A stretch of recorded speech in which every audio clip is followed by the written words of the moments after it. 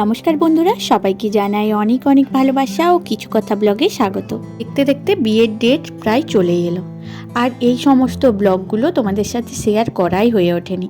শুধু ভিডিও ক্লিপগুলো করে রাখা হয়েছিল, তো তাই ভাবলাম খুব তাড়াতাড়ি যতটা পারবো আমি কিছুটা হলেও শেয়ার করার চেষ্টা করব।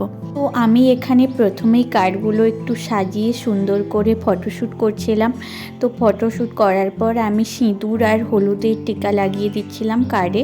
আমার এই বিয়ের চিঠি অর্থাৎ এই বিয়ের কার্ডে ওপরে আমি একটা লাইন লিখতে বলেছিলাম। লাইনটা আমি একটা কোনো বাংলা মুভি থেকে পেয়েছিলাম, তো তোমাদের সেটাই পড়ে শোনাই।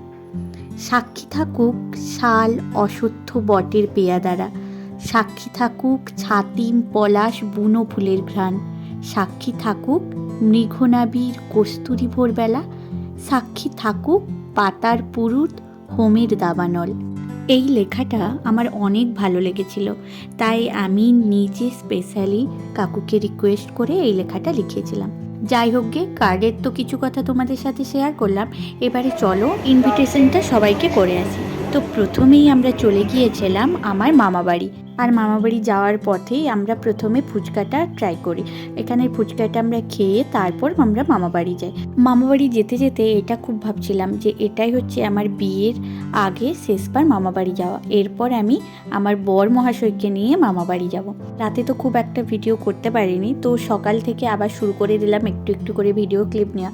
তো সকালবেলায় আমি চলে এসেছিলাম আমার বড় মামার মেয়ে রুষাকে স্কুল থেকে নিতে। আমরাও যেমন মামাবাড়ির খুব আদরের, তো ওরাও আমাদের কাছে খুব খুব আদরের। আর মামা বাড়িতে বিয়ের আগে এলাম লাস্টবার, তো আইবুড়ো ভাত খাওয়ানো হবে না, তাই কি হয়, তো সেই কারণে দুই মামি মিলে আমাকে দিল আজ আইবুড়ো ভাত। তো প্রথমেই আমাকে দুটো শাড়ির অপশন দিল, কোন শাড়িটা তুমি নেবে বলো। তো আমি একটা শাড়ি পছন্দ মতো নিয়ে পরেও ফেলেছি, এই যে রেডিও হয়ে গেছি। কেমন লাগছে অবশ্যই কিন্তু কমেন্ট করে জানিও। তো চলো, আর এখানে আমার জন্য খাওয়ারও রেডি, আর ওই যে বনু ও সুন্দর করে সাজিয়েছে। আর দেখো মামিরা ক্যামেরার সামনে একদমই আসতে চাইনি, তো বনুই এখানে আমাকে পায়েসটা খাইয়ে শুরু করলো, আমিও খাওয়া শুরু করলাম। আর এটা ভাবছিলাম যে এটা ছিল আমার আইবুড়ো অবস্থায় লাস্ট মামাবাড়িতে খাওয়া।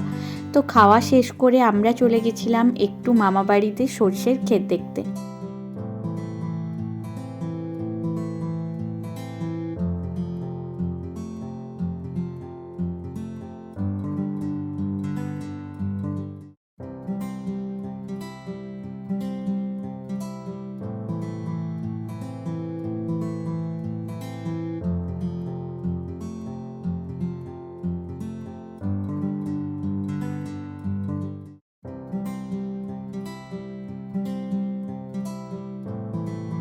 সর্ষের ক্ষেতে বিয়ের সময় ফটো তোলার খুব ইচ্ছে ছিল, তবে আমাদের মাঠে আর সর্ষের ক্ষেত নেই, মামাবাড়ির এখানে ছিল, তাই আমি কয়েকটা ফটো তুলে নিলাম।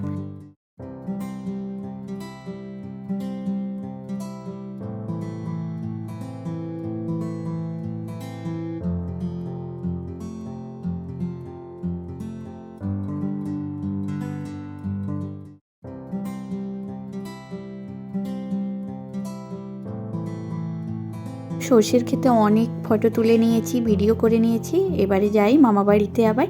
আর এই দেখো মামাবাড়ির বাইরেটাতে দাদু অনেক সবজি লাগিয়েছে, তো বয়স হয়েছে তবুও কাজের শেষ নেই আমার দাদুর। তো চলো এবারে আমি তোমাদের ছাদটা ঘুরিয়ে নিয়ে আসি।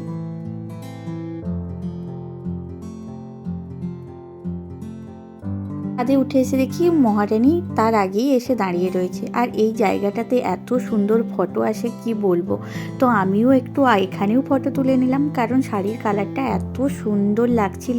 আর শাড়ি তো খুব একটা পরা হয় না, তো পরেছি বলে তাই সুন্দর করে একটু হেঁটে চলে দেখে নিচ্ছি। তো এইভাবেই আজকের দিনটা আমার সুন্দরভাবে কেটে গেল। চলো ব্লগটা আমি এখানেই শেষ করছি, দেখা হবে পরের একটি ব্লগে। সবাই ভালো থেকো, সুস্থ থেকো। আজকের মতো টাটা।